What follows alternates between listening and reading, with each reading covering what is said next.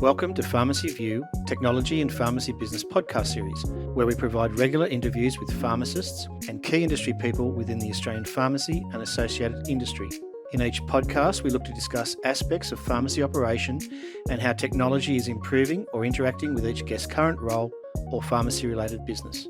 I'm your host, Scott Carpenter, and today's guest is sponsored by Shopfront Solutions, leading the way in digital marketing and communications, providing a cloud-based platform for pharmacies to manage all of their digital messaging and print-based collateral. For more information on the Shopfront Solutions digital platform, simply go to the website at shopfrontsolutions.com.au.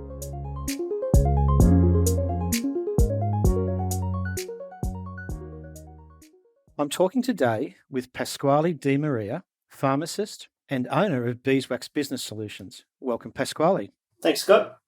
Now, it was interesting. I obviously saw one of your advertisements or business advertisements in one of the digital magazines and contacted you. And I was keen to certainly have a chat with someone that operated in the pharmacy accounting or bookkeeping arena. But it turns out that you're a pharmacist as well. So for a bit like myself, I've done a little bit of research on you. But for anyone that doesn't know who Pasquale is, tell us a bit about yourself. Yeah, thanks, Scott. So what you say is correct. I am a pharmacist. I qualified as a pharmacist back in 2001 and sort of worked around the traps there for a little while, managed some pharmacies, and then eventually went out and started doing some home medication reviews for myself for a little while back in 2007, 2008. But then my wife and I got pregnant, so we decided that we needed something that was a little bit more dependable, and that was when I bought my pharmacy in Preston in Melbourne. So that was 2008. Did that for a good 4 or 5 years, and then in the process of relocating to a small shopping centre that was being built in 2014, I had a heart attack and died. So that was the impetus for me to want to change careers. Wow. Okay. I'm glad you're with us today. Yeah. No, yeah, technically dead for 13 minutes. So all thanks to my wife keeping me alive with CPR. Okay. So once I was okay to go back to work, the business was going to need quite a bit of me time. So having to spend a lot of time, on site, 8 till 8 shifts and all that sort of stuff. I'm sure all the pharmacists understand. And I didn't want to do it. I wanted to spend as much time with my kids. I wanted to be there to pick them up. So my priorities definitely changed. And so it took about 12 months and I sold the business. Quickly worked out after about 12 months or so being at home and my wife being at work, that being at work was actually easier than being at home looking after 2 kids. Okay. So that was when, after having a conversation with my accountant, he was really keen for me to start doing bookkeeping because he was just so impressed with the way that I was doing it when I was on my own in the pharmacy and, the systems that I'd set up there. He impressed on me that there's no reason why we couldn't make a business out of it. So that was how Beeswax Business Solutions started. Come about. And are you still dispensing today, or?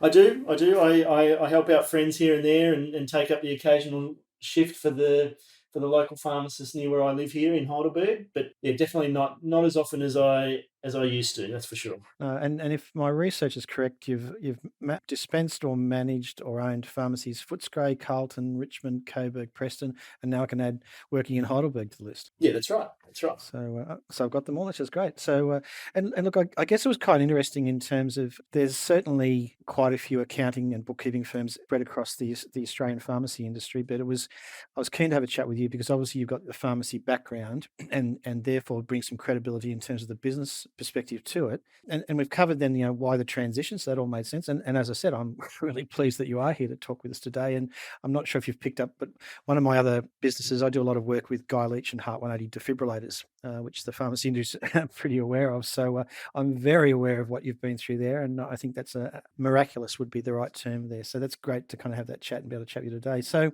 in terms of technology, bookkeeping, accounting, pharmacies, so what platforms are you currently involved with? So we use MyOb and Xero fairly heavily. We're probably skewed about 60-40 towards MyOb. Yeah. Only because we find MYOB at the scale that we're using it, we've got over 90 pharmacies on our books now.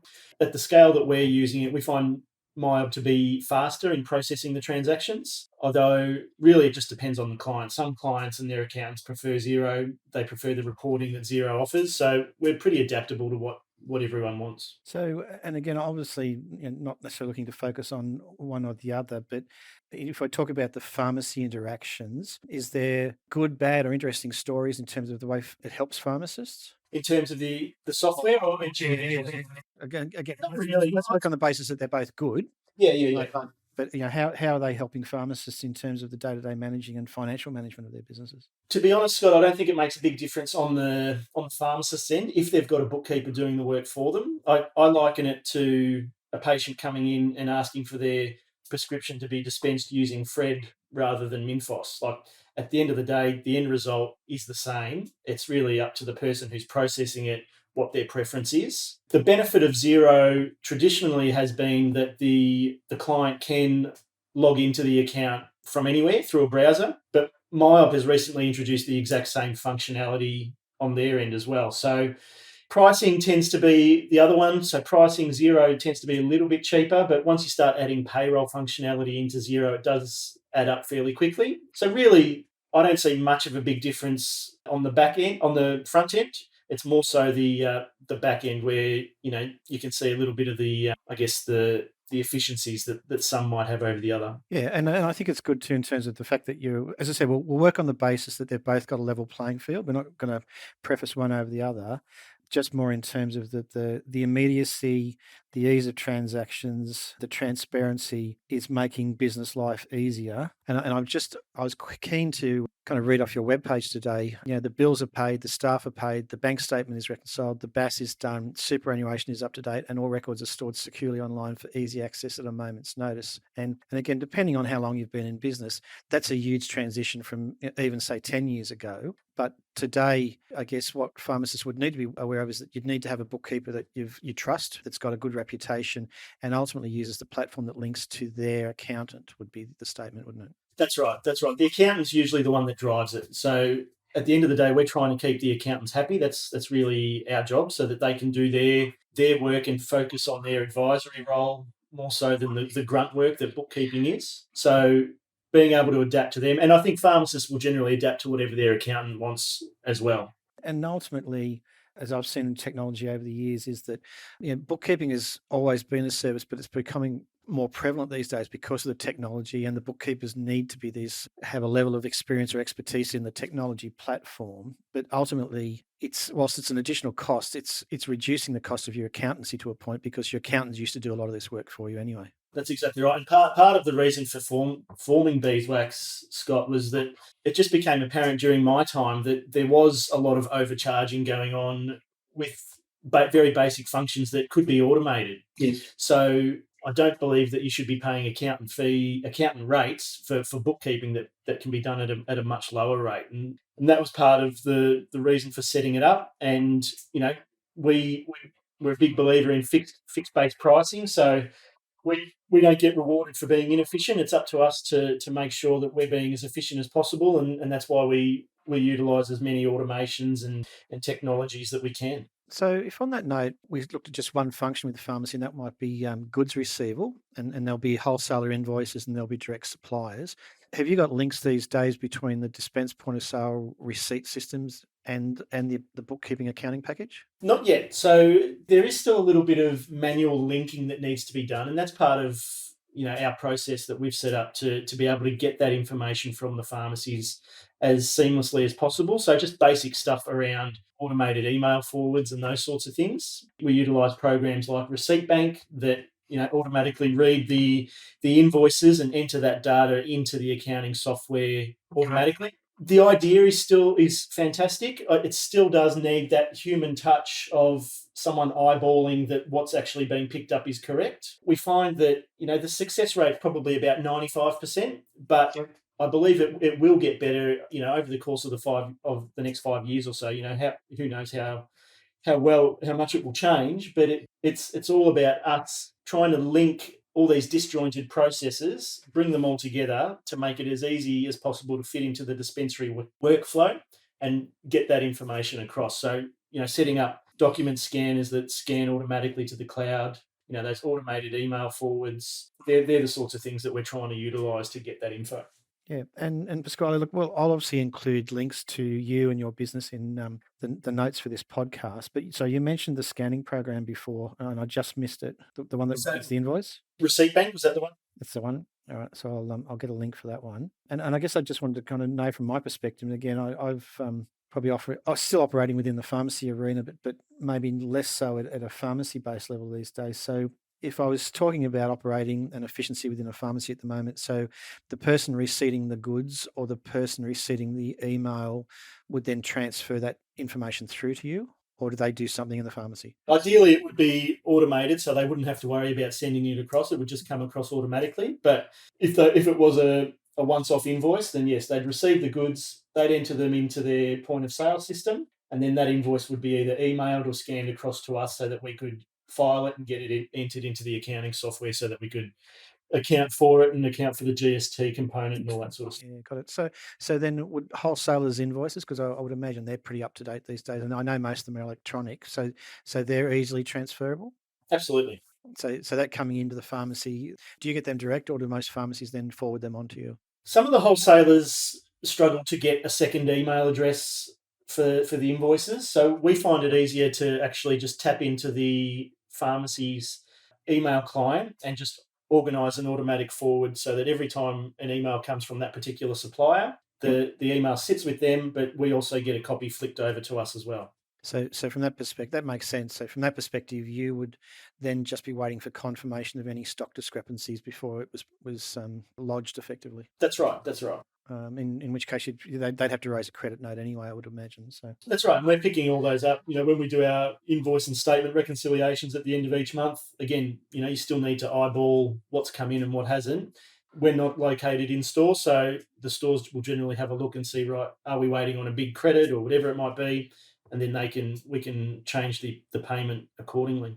That's great. So I would imagine then that leads nicely into, I guess, to a point, data capture. And again, on the basis that there's client confidentiality and privacy involved, that you then come up, almost have access to a series of KPIs amongst pharmacies that would help either the client or the accountant. How does that work? Yeah, so we do collect, obviously there's a lot of data that we are collecting, obviously the financial performance of all these businesses, but also customer numbers and script numbers and those sorts of things. So I think part of what I try to offer my clients, and actually just with the videos that I've been doing lately, is more so to give them a little bit of an insight in what's happening in pharmacy across the country. I think pharmacy, from my experience, can be quite isolating, especially if you're an independent pharmacist, you're operating your own store. You can be stuck inside those four walls most of the time. Yes. So just being able to collect the data around, right, for instance, medical centre pharmacies, through the COVID pandemic, they went through a phase where they were really, really busy at the start, but then it completely dropped off as doctors went to telehealth. Telehealth, yeah. Just knowing that it wasn't just your medical centre pharmacy that was feeling that pain, I think served as a little bit of a, comfort to a lot of other owners that thought, we're not alone. We're actually seeing exactly the same things. Same thing, yeah. And look, certainly my interaction around that time as well is that there was this big drop off, but particularly there was a drop off of what I'll call non-life threatening doctor's visits. So not that anyone ever wants to visit the doctor, but obviously if there's chronic illness, pain management, etc., then it's kind of the telehealth works, and you're getting the potential, the scripts and the repeat scripts anyway. But what we certainly became aware of in our discussions was that you were missing the incidental. So obviously flu was way down, so you weren't getting a lot of flu visitations, which would then lead to other dispensing as well. So that all sounds or ties in nicely with the areas that we've been working in as well from that perspective. So any other areas around the KPIs then that your platforms, and again, does this report back to the pharmacist? Like, do they have access to this information in terms of a benchmarking report or an exceptions report? Yeah, so we like to send, we call it the Beeswax Business Insight Report. So we send that out just as part of our service to each client every month once the BAS has been lodged. So it takes into consideration, your standard KPIs that pharmacies look at, your wages compared to your GP, Yes. wages to total income, your full-time equivalents, sales per full-time equivalent. We're picking up things like sales per open trading hour. What else have we got there? We've got, average dollar per script, average GP dollar per script, really trying to delve in and pick up on, the standard ones, but also some Yes. of the idiosyncratic ones that guys want us to pick up. I mean, as long as we're able to collect the data on whatever they want us to measure, we can report back on it and automate that monthly reporting so that they're seeing it each month. Much. And I would imagine, given your background and business knowledge, like if you saw someone's reports were a bit out of skew with the norm, that would then allow for almost a separate email or a phone call or a text message that says, "Hey, here's something you might need to look at, or do you want to chat further on this?" Absolutely. And I think that's the benefit of having a pharmacist doing the books. You actually know what makes sense and what doesn't. You know that in June and July you tend to get a little bit busier with cold and flu season. You know that December's always going to be a massive month. January's always going to be a big drop off. So having that little bit of insight as to what a normal sort of pharmacy turnover should look like and the ups and downs of it does help to, I guess, confirm the numbers that are coming in. And if something is out of whack, you can bring it to the guy's attention pretty quickly. So has the pharmacy's transitions to e-scripts had any impact? Not so much for us. It's just been anecdotal stuff that we've been hearing, just the frustration of having to manage it and having to come up with new systems that are going to fit in with the workflow. In terms of the bookkeeping and the accounting side of things, it's been a very minimal impact on what we've seen. As well. And again, it's just really the flow from the e-scripts into the claim, into the banking of the money, etc. So, okay. From within the industry itself, is there anything new or different that's happening around the place that people could be aware of? Not so much. I mean, I'm a big advocate for really delving into each individual pharmacy site and trying to get them to get the most out of what they're doing and what technology they're using, I guess, Scott. So, I'm a big one. I see a lot of pharmacies. Every time I go into a new pharmacy and set them up, so I see a lot of crappy old computers there, and I'm always astounded at how some of them are still going. But simple things like just adding a second monitor to your dispense terminal. The efficiency that you get from that is huge, and you don't really appreciate it until you do it. And for the sake of $300 or $400, I just think it's a must for all of them. Yeah, and I guess on that kind of was a nice, I guess, to a point where I was leading with this, is that how much interaction do you get face to face initially, and there's almost another business model there for you outside of the bookkeeping service, because you've got the pharmacy background and knowledge. Now you've got the financial analysis and the efficiency. So there's other things that you'll see when you visit, isn't there? Absolutely, and that's why it's so important. I mean, I started the business saying that I'd travel to any pharmacy that comes on board in Australia, and I've kept true to that word. COVID notwithstanding over the last 12 months or so, but the benefit that you get from actually walking into a pharmacy, seeing where their professional services area is, where's their immunisation room, what are they actually selling, what's their product mix. It just makes all the difference when it comes time to doing their bookkeeping. And it just little things that you can notice that are easy things, like, as I said, the second dispense monitor, or, setting a scanner up in a particular spot so that staff can see it easier and they remember to do it. Just, that's the stuff that I'm really passionate about. Grab those small efficiencies that you can get, but added up over time, they actually save a lot of time and a lot of money. So, in terms of client locations, how far spread across Australia are you? Yeah, we're the full width and breadth almost. So we stretch all the way up to Cairns, down to Hobart, over to Perth, Western Australia, the Kimberley region, outback Queensland, and everywhere in between. So it's been pretty astounding. The only place I'm not in at the moment is Northern Territory, so I'm hoping to change that soon.